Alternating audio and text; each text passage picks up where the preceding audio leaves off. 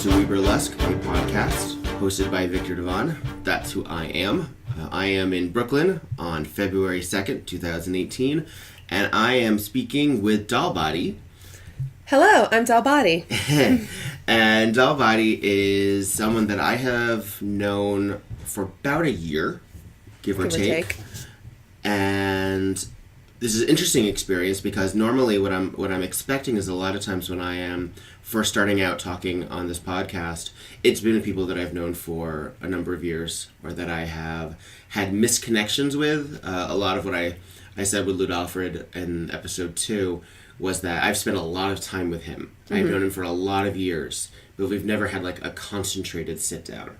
So, were you both in Rocky Horror together? No, I met Lud Alfred in the convention circuit.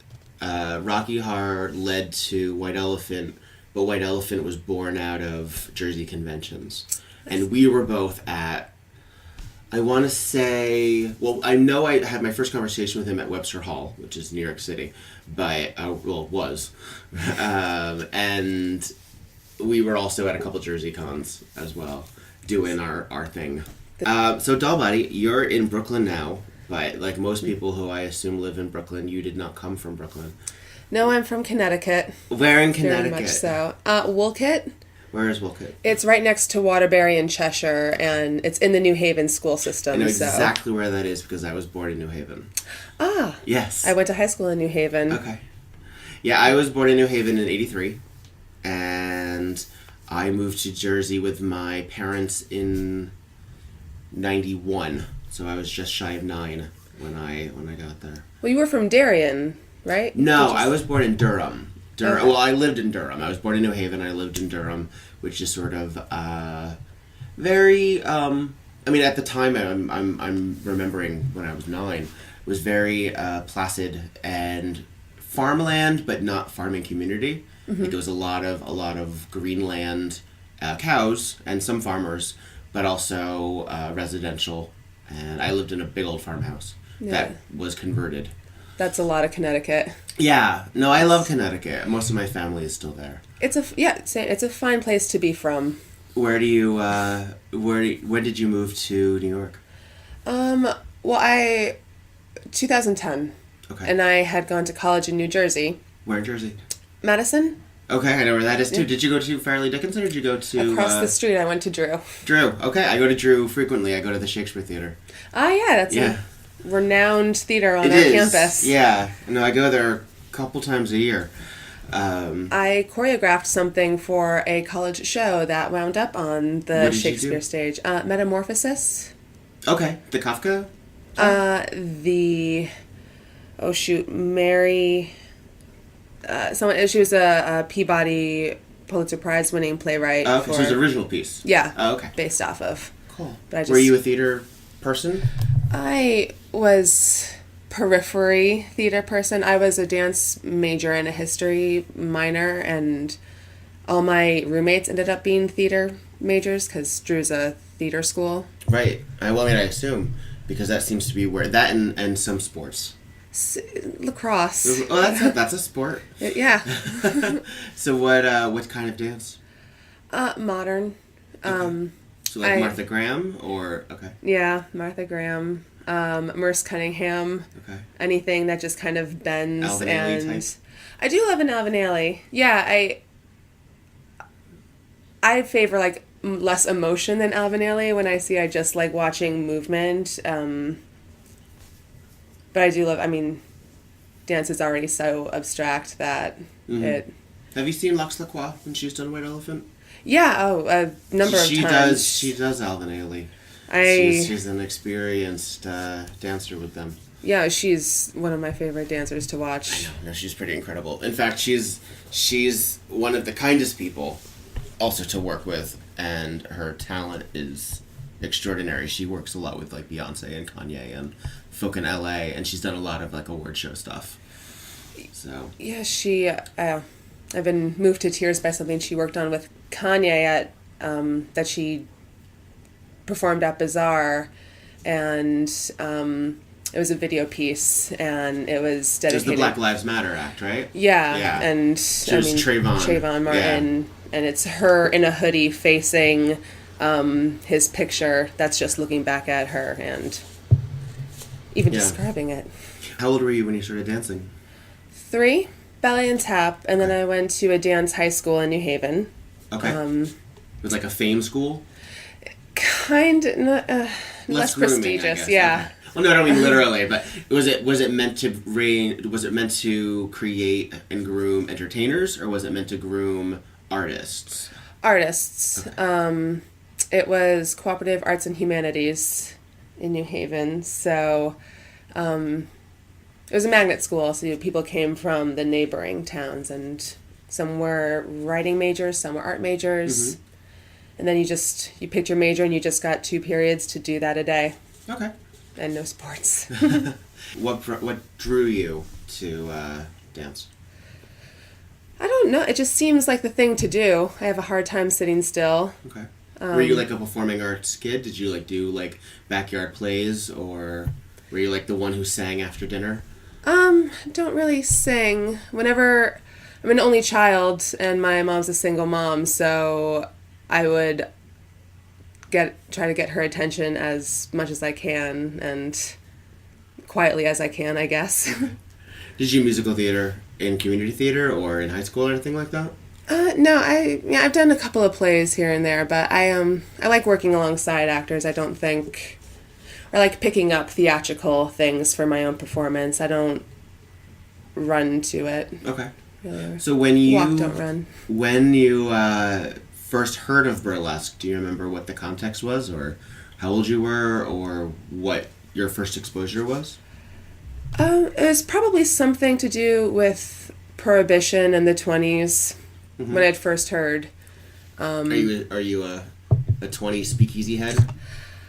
I could be here and there. I don't really get fanatic about much. But I do love it. I loved Boardwalk Empire, and then as I got into burlesque, I would see all the performers in New York just walking through the sets of that show. Yeah, Boardwalk and Gotham. There were a few.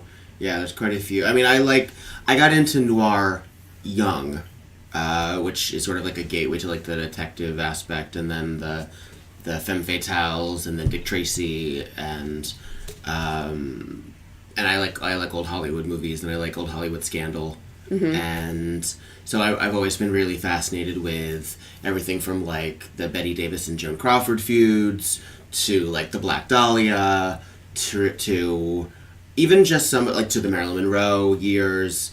I've always found that aesthetic and that era to be sort of fascinating. It's really star driven. It's really more about the personalities, I guess, than it is about like most of those people I just named are famous for a look or for a specific, almost like a static photograph than an actual movement or talent or skill, which is a shame. I mean, they did get Oscars, they did get accolades, or they're on stamps, but they're known mostly for their iconography. They're well branded. Yeah. And I find that also we perpetuate that a lot in larger gay culture, which with our Madonnas or our Judy Garlands, which obviously is older, but or our Britneys and our Christinas and our Arianas or whoever is of reference right now. Did you have anyone when you were younger that you saw as an icon, or that you had as a younger? You were a number one fan for someone? I went through a really big punk phase when I was in high school. Okay. And I really loved the Sex Pistols and Sid Vicious, and I would watch Sid and Nancy over and over. Is there a Nancy Spungen act in the works anytime soon? Maybe a Lou Reed drag number first. Okay. If something, but I like that kind of iconography of just, I mean, it's also branding of just the kind of anger and spastic, and you think they are doing whatever they want, but they're projecting exactly what they want you to see. It's orchestrated. So when you fell into burlesque, as it were. Literally. Yes. Where'd you learn from? Well, I went to the New York School of Burlesque. Based on a recommendation, or? Well, when I fell into burlesque, it was actually at the 2013 Burlesque Fest, which I went to on a whim. Huh? The New York? Yes, the New York one. It was at the Brooklyn Bowl. I just went for that one night, and it was gorgeous and insane, and I called my friend, who is also a big Boardwalk Empire fan, and I said, I really want to get into burlesque, and he said, let's start a company, because he wanted to be like an old-timey producer. And he was looking for something to do, so we got together, and we kind of went about it wrong. We had money, and like that should be enough, but it was more so like we went through it wastefully, and we should have gone to more shows and networked with more people, I think. So what did you end up doing? Did you actually produce shows? We did. We had a production company called Lazy Bones, and our first show was at the Galapagos Art Space, and Delicia LaChat performed, and Shelley Watson hosted. Okay. And it was great, and we but it was very new, and I was performing under the name Marlene Dietrich then. I think it was 2014. You've been in this relatively for a good chunk of time. Yeah, I mean, I would say so. It was kind of like there was 6 months in between the first show and the second show, because I was just sticking to my insular little Lazy Bones.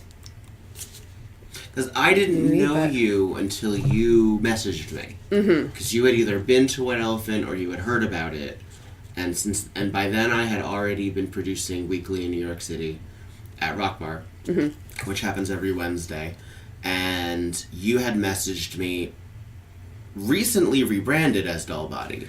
Yeah, I did. I think I may have reached out as Dolly Dietrich at Initially, one point, which is why I clarified that when I did. And it was... Yeah, it probably was a, hey, if you're interested. I said, okay, I'll let you know when I have an opening. And then when I had an opening, by then you had secured the new name. Right, which was the Saturday after the election. Like, yeah, so like Lazy Bones just was kind of exhausting and tiring. So I wanted to turn over a new leaf, and I was so exhausted Just a way of completely starting over, I guess. Yeah. And I went to a Meditations on Burlesque class hosted by Minnie Tonka at the New York School of Burlesque the Saturday after the election. Everyone had pre-registered, and we thought it was going to be great. So when we got there, everyone was just kind of generally bummed. It was a bunch of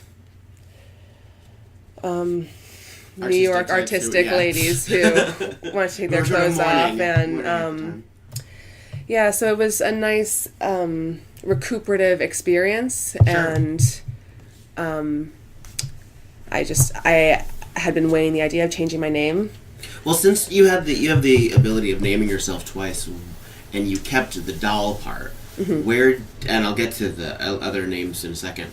Where did Doll Body come from? Oh, Dietrich first, I'm assuming, is Marlena. Of course, yes.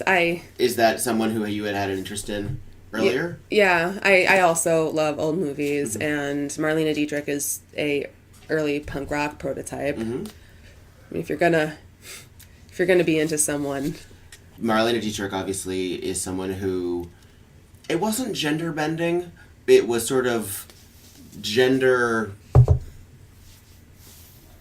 not bothering with. Like, it was sort of just like, yeah, she was still very femme, because she still had the lip, she still had the finger wave hair that was still very visible, she still had the false eyelashes, but she'd be in a suit that was tailored to fit her. So it's not quite, and the top hat, and it's not quite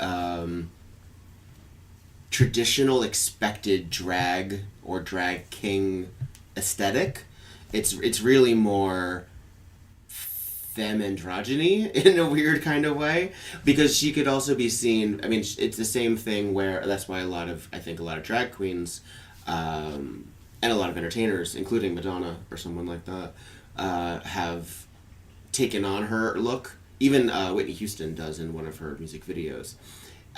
It's because you could buy it that Marlene Dietrich was a cisgender man dressing as a drag queen. So I think that it's interesting that you pull from that and then also do drag.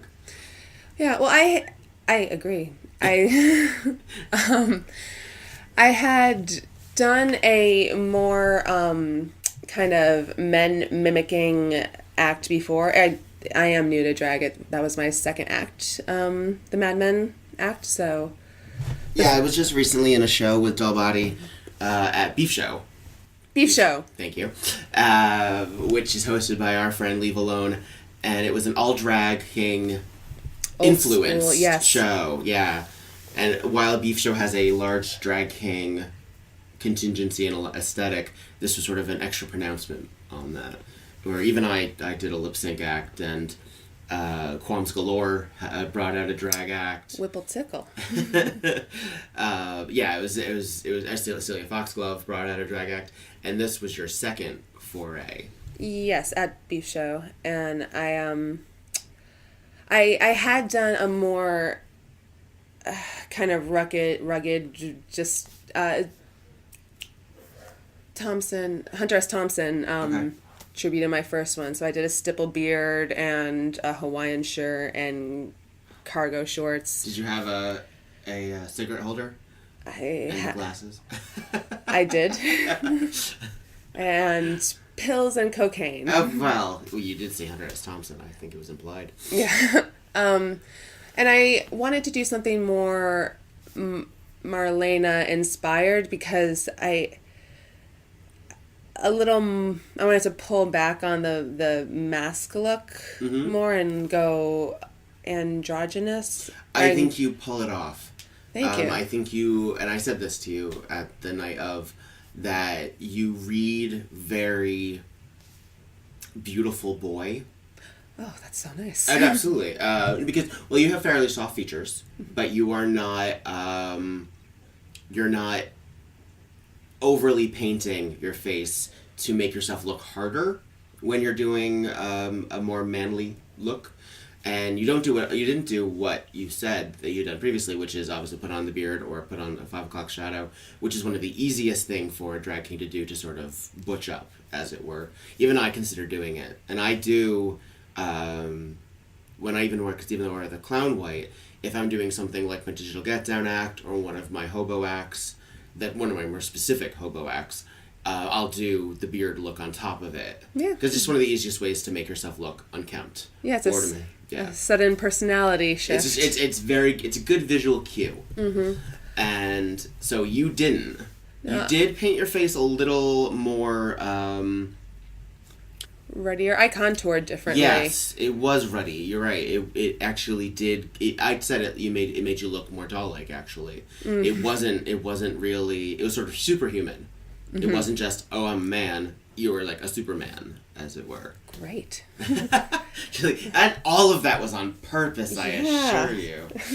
Yeah, and I also had a bunch of eyebrow filler in my hair, just to get at some of the exotic colors. And Doll Body, when you become your masculine character, is named Action Figure, which I think is a very clever identity. Where did that come from? It just seemed like I didn't even know I was going to do drag until I came up with the name. Uh-huh. And I've been going to Beef Show so frequently, and like Lee's influence has infected the land. So to speak. In a very positive way, Lee, we promise. Oh yeah. No, that's why I did it. Like I also just want to be able to go to any and every show I can. Mm-hmm. So like I think it's just versatility. Good. It adds, yeah. Yeah. So where did Doll Body come from? I am from dance. I became a certified movement analyst. And like that's just like body language and it's psychology, right? You learn how people are, what stances are, and posture, and what that all ends up meaning. And yes. Now I'm going to be very self-conscious about the way that I'm standing around here. Please. just straighten up. Oh, she's like, I would actually. She's like, I would really encourage it. I mean, no one ever got hurt from standing up straight. Yeah, from shoulders back. You say that, but I've hit my head on a lot of low-hanging pipes. Okay, well then exempt. So you're a movement analyst. Yeah, and I really like the body. Like, it's academically I like it, and just visually, personally. Do you draw? I do. Do you do like figure drawing? I haven't in a while. I do collages mostly. What does that mean? Well, I like for visual things. Well, I started doing portraits. Okay. So, I did one of Lee and I did one of Shelley. I have several of White Elephant's people in the works. They take a while. Sure. But it's like mosaic? Kinda, yeah. Okay. But with like unusual materials. It's magazines, just cut up and slathered on, glued on, and I mean I stopped drawing a while ago, and I used to, but now whenever I'm feeling stressed, I sit down with a bunch of magazines and cut them out and put them together. Yeah. And I do like a portrait. Wow. Well, you're also known, especially in the local burlesque community, for your boomerangs, because in fact you won an award for it. Doll Body is the second year winner of the Visionary Award, which is given in honor of someone who attends the show and contributes in some way. It seems like a silly thing in that you're using an app and you're capturing a quick GIF or video motion, but the fact that it is so, I've seen a lot of boomerangs gone wrong, and you have a extremely high success rate with them. Boomerang, for those unfamiliar, is an app that was created or at least adopted by the Instagram people, and you can take I think it's 3-second video or it's 5 second. 5, 6, 7, 8. It's a 5, 6, 7, 8 video, and it loops.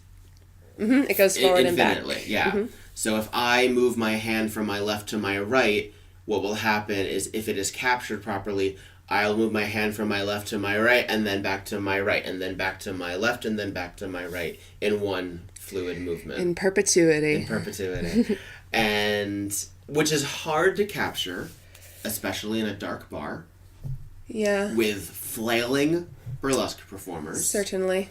And you have gotten me doing Bacchus twice, where I have my legs on either side of my silk fan and I'm fanning myself in the center like a waterfall. Were they two different performances Two months different later? And yes. No, I'm not mad. I'm not mad. What it showed me though is that I have the same face. I have the same moves. Like, all right, that act is far more polished than I thought it was. Excellent. I'm glad. I take several and I pick the one. So I'm sure you have a bunch of blurry ones and a bunch of And that says of me that I chose the same one and was drawn to the same thing. It's a good shot. No, it's because that's another one where I'm sort of either flailing about wildly or not doing anything interesting. The lighting is good for Rock Bar. As long as you stand in the center. Yes. Yes. The way that the positioning of the lights is. But you've also been able to do that at Beef Show, and you've done that at other events that you've been to. Why did you start doing it? Just because you thought it would be fun? Yeah, I like them more than pictures. And that's something that relates to movement analysis and yes, that's true. Social media, I guess, because it is a 5, 6, 7, 8, and if it's a number I've seen before, I know when it's coming, or I know when it's coming in the song, or if it's when the performer's standing in the light, then that's your only chance. Because some shows I can't post anything because it's just a dark show, and then right. I do appreciate more and more that producers are bringing lights. Just to kind of catch a traveling performer and keep them in the light, which is nice for them and us in the audience. It's always a good touch. We're going to take a little break. When we get back, we're going to still be here with Doll Body, and I want to talk about what your favorite shows are, what you like about burlesque, since you sort of came into it from a festival standpoint. You saw sort of a greatest hits show, and then got involved really quickly. I'm curious how you feel either the local industry has changed or the local scene has changed, and what you like seeing about it. So we'll be right back.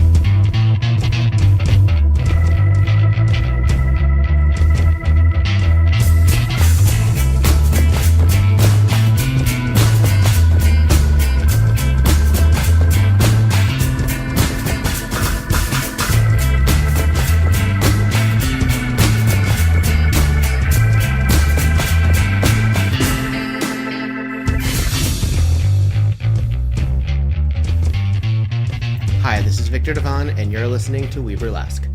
I would like to give a special thank you to Kali Westerling for his donation on our Patreon, and I would also like to encourage any of you who would like to give money to help support this and our other endeavors in the White Elephant Burlesque Continuum to head over to Patreon. Give us $5, give us $2, give us $10, and if you give us $50, I'll get you something. Thank you very much for listening, and please enjoy the rest of the interview with Doll Body.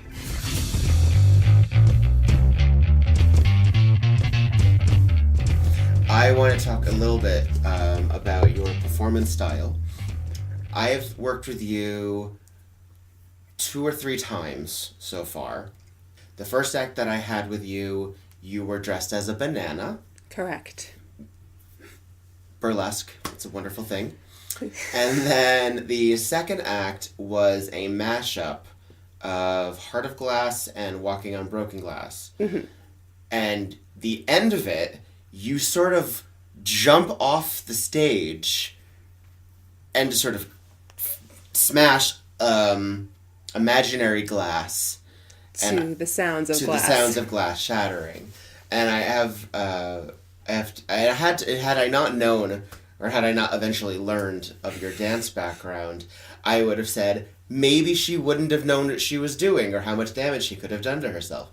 No, but since you were trained in dance, you knew how to properly take a fall. Did I fall really? You were, well, because at the end of that, you're sort of, and again, I mean this in a flattering way, messy. Mm-hmm. You're flustered, and you're sort of punkish already. Yeah, the idea is to be rolling around in glass. So. Right. And I think you conveyed that. Wonderful. Where did that come from? Where did so far the 2 acts that I've seen you do, well, not seen you do, but that I've booked thus far, have been a absurdist banana act and a fairly, I would say it's pretty raw. There's a feeling of hopelessness in your glass act. Thank you. Yeah. Well, the banana number was like my first big hit that I was super proud of, that had production value, mm-hmm. and I just told myself I would always, every act I did would have to meet that in one way or another. That just sounded like such a good idea. Like those 2 songs go together. This is the glass. Well, act, yes, the glass. Heart of Glass by Blondie, who I love, and I always want to be Debbie Harry. I see that. Thank you again. I see Debbie Harry in you, and I don't know if you ever had a chance to work with Dick Jones before she moved to New Orleans, but you also remind me a bit of her as well. And she got Deborah Harry all the time too. Oh, and if you combine it with Walking on Broken Glass, it's already narrative. Mm-hmm. So that came from the song, and the banana came from, I guess, I idea of how funny a dick joke would be. As a banana. Yeah. A sparkly banana at that. Well, you got to catch the eye. Constructing. So walk me through, because I know a lot of performers, sometimes they hear songs and they come up with an act, they come out, have a costume that's just hanging up. Obviously, those two acts, you didn't just have a banana costume hanging up. Or maybe you did. Mm-hmm. When you're processing a new act, what is your list of events? Are you in the middle of any act creation right now? I'm doing upgrades right now. But it's, I mean, the idea has to be kind of complete, or like there has to be a narrative or some kind of arc. Yeah. And once I have that, then I get really excited about making sure the costume or choreography or music like can catch up to convey the story as best it can. So it's like whatever the number needs. If it needs a banana costume, then. Did you make that? I did. It's felt and boning, and like a soft sculpture. Did you have experience in costume creation? No. My mom has a sewing machine, and like we would do repairs. So I'm not really good at following sewing instructions because they're very convoluted, like baking. So I kind of wander. I do what I think works. Sure. And sometimes a lot of costume pieces just fail, and then I throw them out. But that's what you get. Oh yeah. No, I mean, especially if you're going to sort of explore, is really what I would consider that. That's sort of like costume exploration and costume creation exploration. And as long as you're comfortable with that, I am not a costume creator. I have never made something in totality. I've reconstructed things, I've destroyed things and then put them back together, but I'm an exposed seam kind of performer. Like, I want you to see where the lines are. I want it to still look like it was crafted together. So unless I'm buying it outright, so I have a lot, like, for example, I have a lot of corduroy pants. And corduroy is not, I mean, especially today's corduroy, is not really it's not really going to withstand a lot of washing and a lot of movement in the way that I have it. So it wears, and it gets very thin, and then eventually it splits. And as someone who has a hobo clown aesthetic, it just makes sense to me to sew it back up. Or not, depending on what the tear is. But if it's in a place, like if it's in where the zipper is, or if it's where a pocket is and I still need it to be functional, then I'll sew it, but I don't know how to sew. I know how to put thread through fabric. Yeah, same. Yeah. And what I'm probably going to do is I'm probably going to have very long spaces between it and then tighten it up, and which shows you how much fabric there is. And I'm probably going to pick a thread color that doesn't quite match. Because I'm figuring if I'm reconstructing it, you might as well know that it was stitched back together. Style. It's what can I say? And I mean, and some of that's inspired by old Hollywood hobo clowns, or your Harper Marks, or your Buster Keatons, or your what have yous.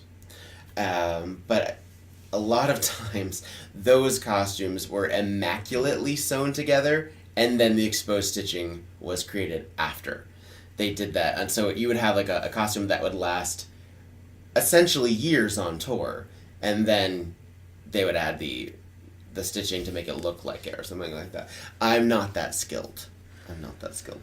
Well, you assemble. I do. You assemble, and then you have a costume. Until I don't. Like, that's the thing, is that I also, I hate recreating things. So you just said you were upgrading things, which for those not in the industry, welcome.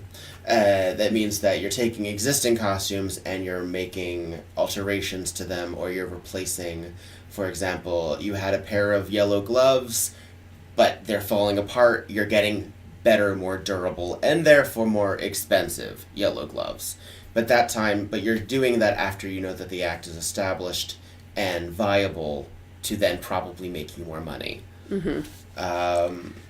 That's where you're at right now. You said with a couple of costumes. Well, the banana, I'm gonna go to Alaska for the Freezing Tassels. Are you in the festival? Mm-hmm. Congratulations. Thank you. What for the Banana Act? Yeah. Very nice. So it's the time to Is this your first festival? Yes. Ah, very, very, very, very much congratulations. Thank you. And my first travel. Oh. For a festival, for burlesque. I've gone places. You've been all over the world. Yeah, I'm really excited. Is that in Anchorage? Yes. Okay. In like a month now. Yeah, it's March 9th is when it starts. So, yep. Yeah. I'm ready to go. I bought my tickets. Cool. My parents actually lived in Alaska for a couple of years. In Anchorage. Have you been? I have. I've went once, and I saw the Burlesque, BRRR, or 2 R's. It's Burr. It's a pun. And Lola Pistola is one of the producers there. I don't know how involved that group is with the festival, but I've heard lovely things about Freezing Tassel. Lillian Bustle is also going. Yeah, I'm really excited. As far as I know, Lillian and Petite Renoir and I are the 3 from New York. The 3, okay. Probably, there are probably more. There might be more. I don't know. You never know. I mean, that's the thing. I did Montreal Bagel Burlesque Expo last year, and I was one of 10 United States citizens. It was very either very local or very international. So it was fascinating to be like, not only am I the only one of 3 people from New York, because there actually happened to be Petite Renard and Anya Keister. Mm-hmm. We're all from the New York area, but then other people were from there. There's one from Pennsylvania, and there were a couple from the Midwest. It was a very small grouping of non-Canadians. So, and I've the feeling in Alaska there probably would be a Canadian influence as well. Perhaps. I've seen the show list, and I'm really excited to see a bunch of new performers. How many nights is it? 4. I believe so. Maybe I'm confused. Maybe it's 3 actual nights, but 4 nights for performers because you get a tech. It seems like the way to shake it up and grow your name, which I'm trying to. I'm always on the lookout for something that, whether it be boomerangs or more festivals or do more burlesque and travel more with it, and that's the fun start of it. You get that way by people knowing who you are, I think. Yeah. It's perfectly reasonable if you're going to ask to be in a show, go to that show. White Elephant in New York has sort of become an industry mixer, as it were. It's the place where a lot of burlesquers go to watch or hang out, and I'm very, very flattered by that. I do not for any second take that for granted, because we were a slow build, and White Elephant wouldn't have sustained had it not been embraced by the burlesque community.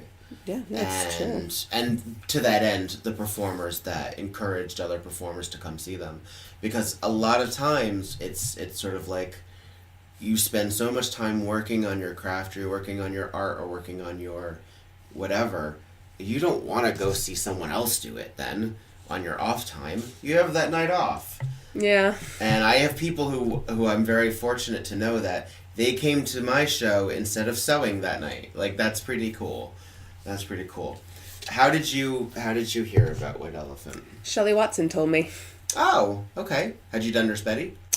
No, but Shelley Watson was the host the first night of the Burlesque Fest that I decided I wanted to become a burlesque performer, and she's always been a really great performer, role model, and she's always she'll always let me ask her questions. So, and she's always hosted for Lazy Bones. Mm-hmm. So, she told me to go check. Yeah, it is a great industry show, and the only people who aren't there are the people who have weekly shows there. Yeah, I enjoy that. What do you feel is different between when you started in 13-14 and where we are in the beginning of 18? I'm not sure how much has changed because my exposure is the thing that it really has. Like, now I know more people, and I know the community a little bit better. So, I mean, or like the knowledge I've gained as the time has passed has just been where to go if I want a certain show or where to go if I want a different type of show. I don't know if the community is just becoming more queer centric, because I came up like simultaneously with drag queens around me. I've always been really close with drag queens and going to drag shows. Mm-hmm. So because you've lived with drag queens for how long? 3 years. 2 years now. 2 years. 2.5. Here in Brooklyn. Mm-hmm. Were they here first, or did you have them in?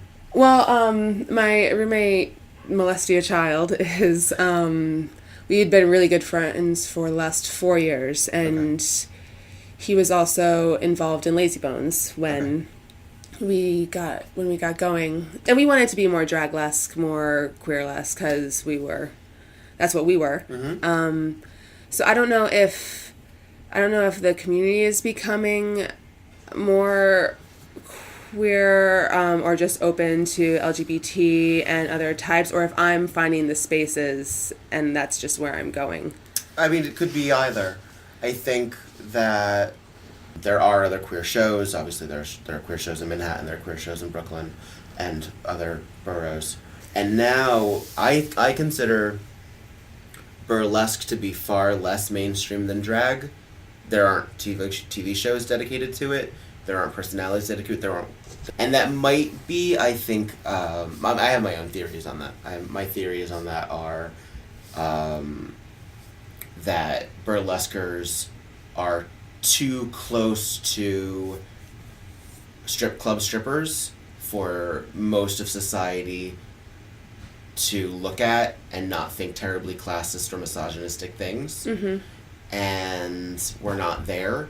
And that there also is a titillation effect, that drag doesn't necessarily... I mean, it has an element of it, perhaps, but it doesn't necessarily nurture that. It's less about the tease. It's not necessarily a celebration of the body. We're in an industry-driven world where bodies are told how wrong they are so that things can be sold. So it's hard to be body positive. I mean, the body positive movement, air quotes, is sort of a relatively new experience. Yeah, I hope it's catching up faster. I was at a show recently, speaking of how the community has changed. Sure. And I was one of 5 white women, and that was the show. Mm-hmm. And it had been a long time since I had even seen a show that was all white. That was all white women. Okay. And it's casting. It's a choice, but that's the thing, is it's a choice. You really can't accidentally do that anymore. Yeah. I find. I don't mean, at least I don't believe it. I like shows that aren't necessarily straight burlesque shows. I like when there's an element of drag or live music or singing, just something to... We do Sideshow a lot in New York, in Jersey as well. There's a lot of that influence as well. Anything, or like I'd sit and watch someone just scream at the audience if it just kind of broke up a night of sameness. I've seen all the shows. I don't need to see like a repetitive... Yeah, no, sampling. No one does. That's the thing also. Which is why that... Well, oh yeah, please. I was going to say what's something I love about White Elephant, and why, like, I... Not an unprompted accolade, I promise the audience. Yeah, no, it truly is. Well, it's a show with variety, and... It is, and I mean, it is, I mean, I'll say this about me, I do curate that, but I can't do that without people to curate with. So, I'm very glad that I have a well of variety to draw from, And it's always fascinating to me who to book in what shows. Because, I mean, yes, of course, different temperaments, different personalities. We're all different kinds of folk being thrown into a theatrical setting that also happens to be at a bar, which has its own social cues and its own stuff. But it also, booking a show where everyone does look different, even if it was not necessarily, it could be based on skin color, it can be based on wardrobe, it can be based on body type, gender expression, or even just musicality. Like, if you throw me a classic show, I'm cool with that. I love a classic show. I love a weird show. I love both. So why not have both? Or why not have a bunch of different things? So do you find then, as a performer who isn't, I would put you in the very strict category of neo, which is not a strict category at all. It's a very broad category.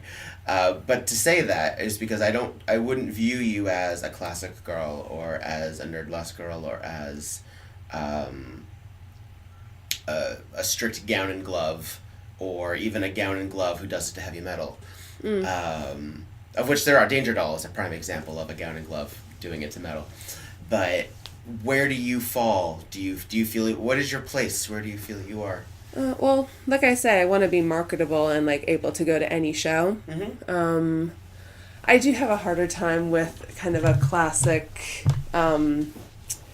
tease that I think I've seen, but it's what drew me to burlesque initially. Like I said, Boardwalk Empire and. Oh, the aesthetic is there. I mean, you see a lot of people who have like the finger waves and the bright lips and everyone, they have this aesthetic, but then they got the metal tattoos. Or they have a lot of, there's juxtaposition. Well, even performatively wise, I would love to just be able to go to have a number that could be shown at the Triad Theater on 72nd, which I would think is probably like your fan dance type place, your classic.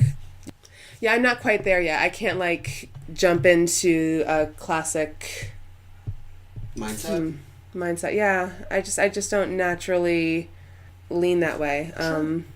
But I kind of want to strive to do it, so I can like maybe hopefully get there or build the skill for it, and like on my way there, I think there's plenty of in between that is. Yeah, I mean, I would caution, if I may, only against worrying too much about fitting every niche. I mean, I know you're saying you're giving yourself time. You're not saying, and in 6 months I have to learn it all. I think that, and you're not a newbie. You are established, and you are definitely getting more recognition now than you were 4 years ago. But then again, so am I. And then again, so are other people, and other people who were very, very hot 4 years ago, or may not be there presently for whatever reason. And because burlesque, a lot of times we have the privilege of choosing our own trajectory. We're not, yes, it's art, yes, it's entertainment, yes, it's catharsis, or all of that. But it also is, I'm gonna take some time off and get my costume stuff together. That's a luxury in and of itself. And developing your aesthetic is something that you can allow to gel on its own. Do you feel that when you're performing that you flip a switch and you're a different person on stage? Or do you feel you're just representing yourself on stage? I believe I am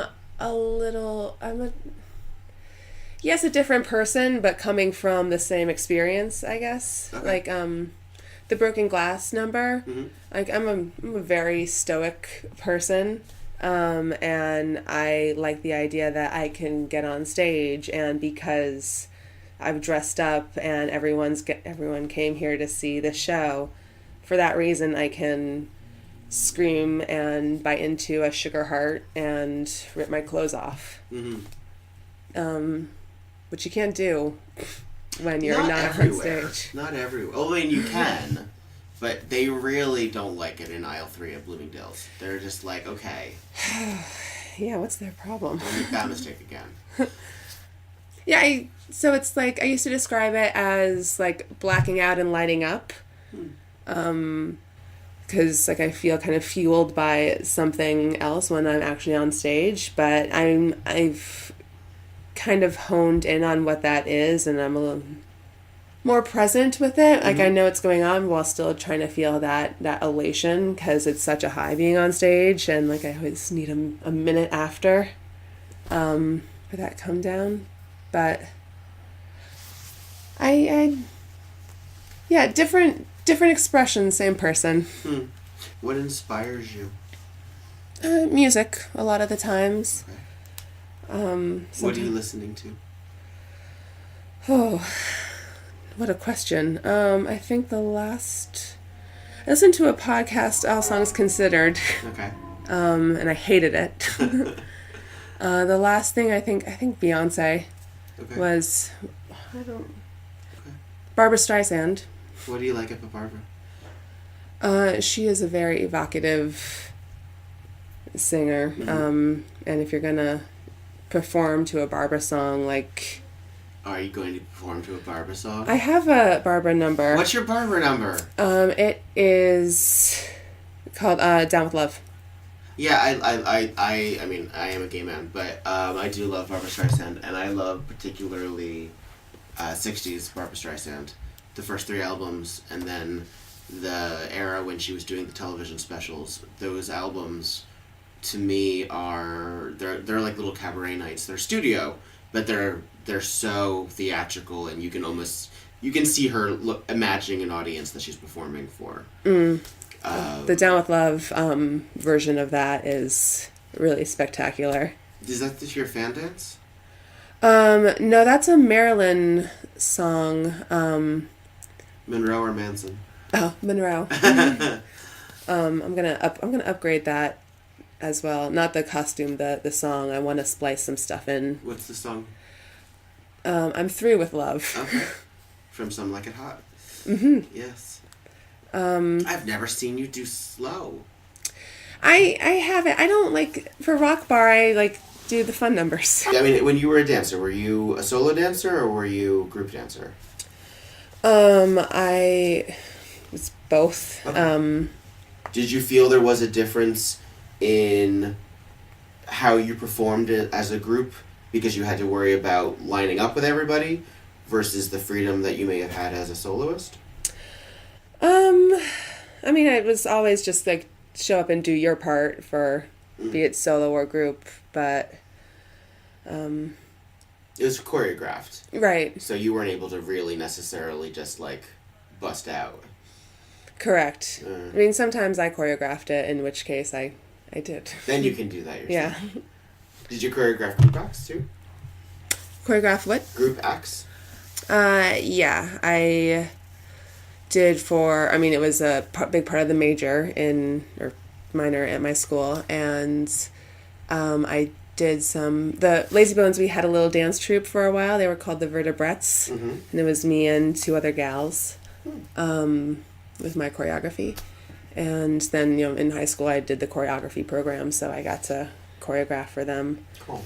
And that was kind of like my passion for it, because choreography was the like actual artistic expression. I mean, dancing is also the artistic expression, but like you can really, yeah, and I think there's so many genius choreographers that I got swept up in. Maybe that's where my nerdlesque is. Oh, we had a moment. Suddenly, Doll Body will premiere her new nerdlesque act, a tribute to Twyla Tharp. Just spins and jumps. My association with Twilight will always be Hair, because that was the first time I heard her name. She did the choreography for the film Hair. For the film with Treat Williams? Yeah. I'm pretty sure. Yeah, that makes sense. I just remember like group running in one direction, which... Yeah, well then there was a lot of pauses and a lot of... Yeah. Yep. Yeah. Twyla. Alright, we're going to take a little bit of a break, and then we're going to come back with Doll Body. We're going to wrap up in just a little bit, but I have a couple more questions, so we'll be back in just a minute.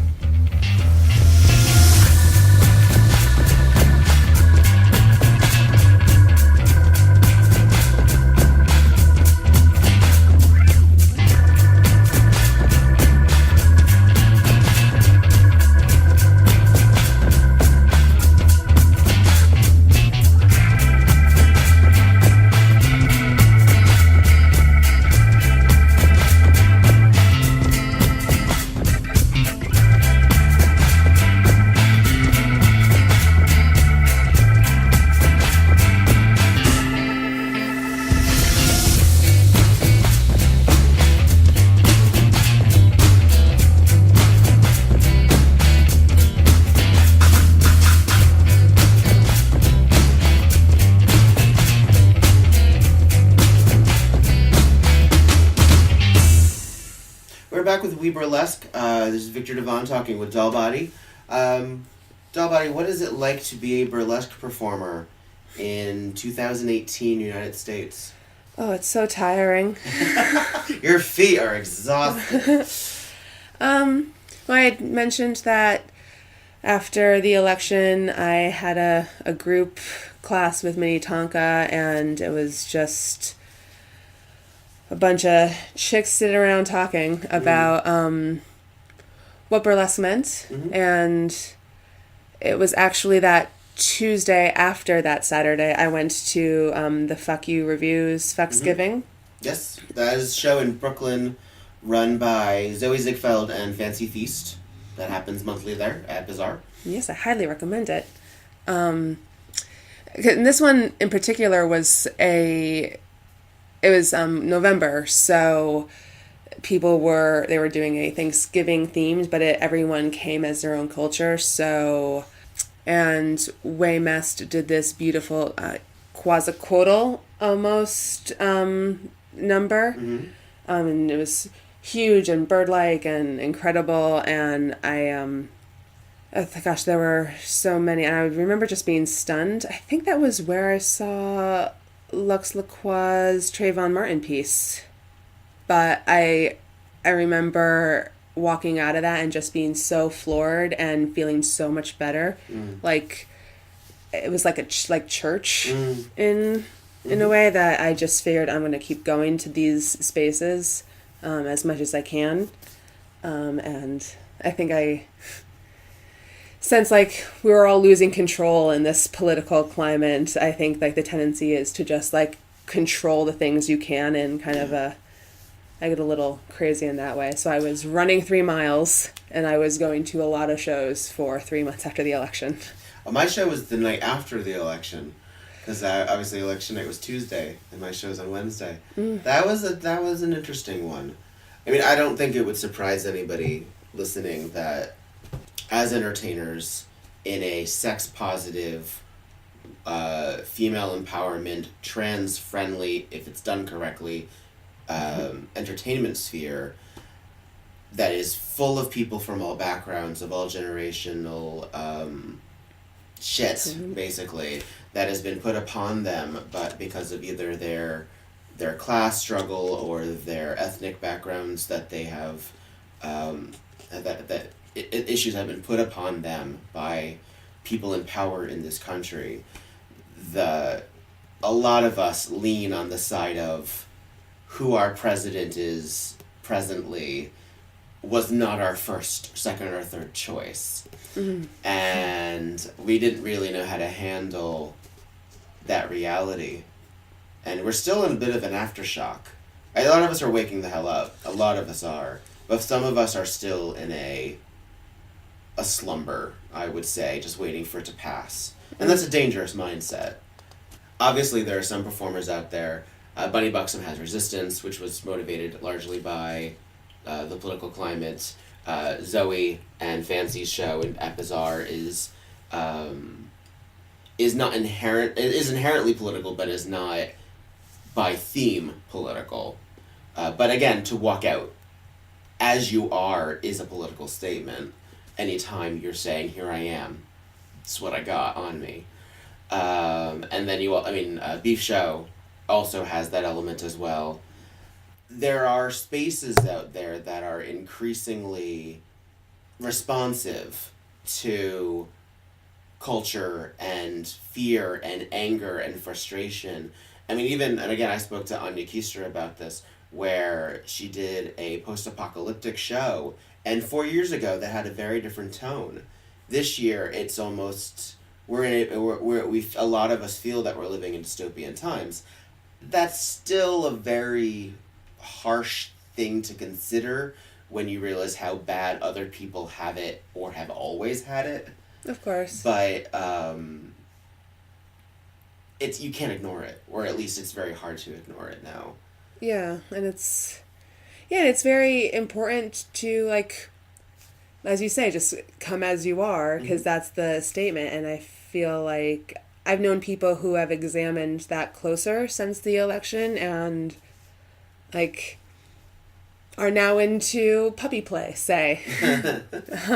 Life is short. Figure your stuff out. Yeah. Totally, yeah, and like I think it falls into like the show don't tell, and like I to just live as you are and like go that way, and I love a political piece, like and I stand for them, but I myself don't have one, not for not wanting to or not for style, but just I haven't been struck with one yet. Sure. I think also every once in a while, again, I think some people feel that if they're not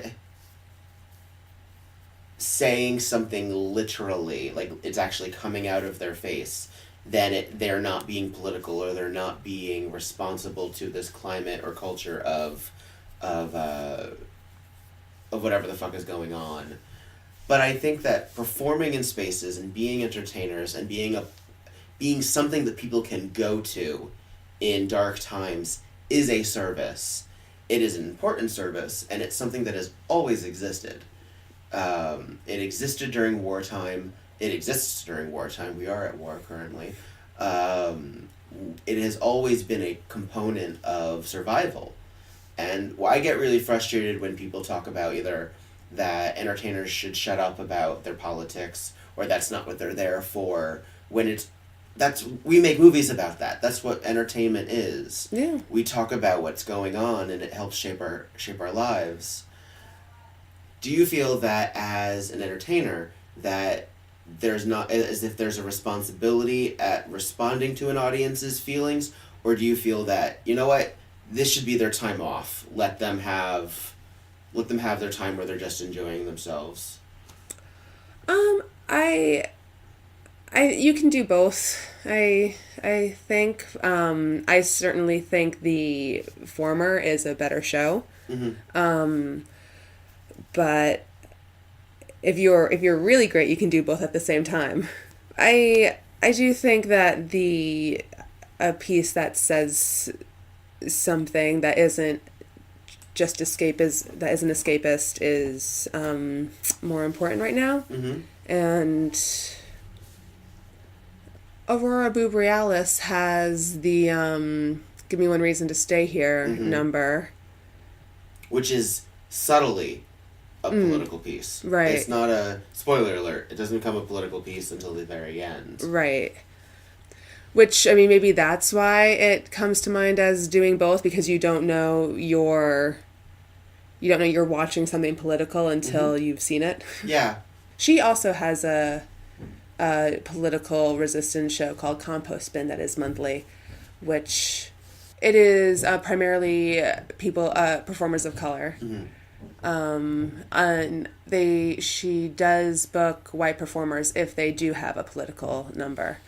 But I also just think how you consume is important. Like I won't be booked for Shades of Burlesque, but I want to go see Sweet Lorraine's all black burlesque review. Sure. Because it's exquisite. Yeah. Yeah. Wrapping up, I'm curious how you feel, what your goals are as an entertainer are for the next whatever.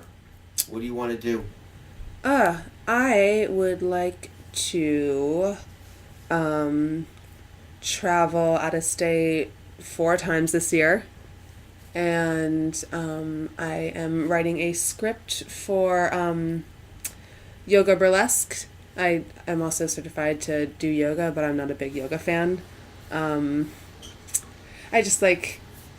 like the stretches, I like the exercise and the results, but I don't really have much meditation patience. Okay. So I want to put on some Duke Ellington and have everyone feel their legs all the way up to mountain pose, and like how that changes the exercise and just like your feeling to your body. Like if you just like spend an hour gently appreciating it and feeling sexy, then I think you'll walk out of a class feeling sexy and exercised. Where are you planning on doing that? Once I write the script, I'm going to shoot some short videos and maybe the Cobra Club, because I know they teach teach. They do yoga offerings in their space, but I've been dreaming of it for a long time, and I need to. That has like some lasting value, I think. Like that's, and it would be merging two things that I really like, which is bodywork and burlesque. And bodywork would be a great name for it. Oh my God. Because that's your name. Yes, okay, good. TM. Done. See? Done.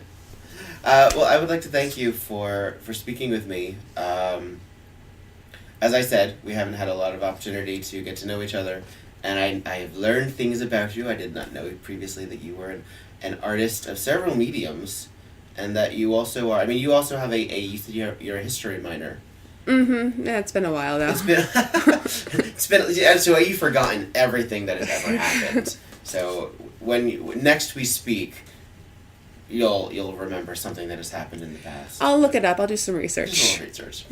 And then we'll do some stretching, which honestly I really do need to do more of. I'll write a class. Excellent. All right, Dalbody, thank you for spending time with us at WEBurlesque. Thank you so much for having me. It's a lot of fun working with people and getting to know them, and I look forward to seeing more of you at White Elephant and other events. And dear listener, we will talk to you again soon, but the most important thing that you do on a podcast is rate, subscribe, and review, and share it with your friends and let everybody know what you're doing. All right, thank you very much.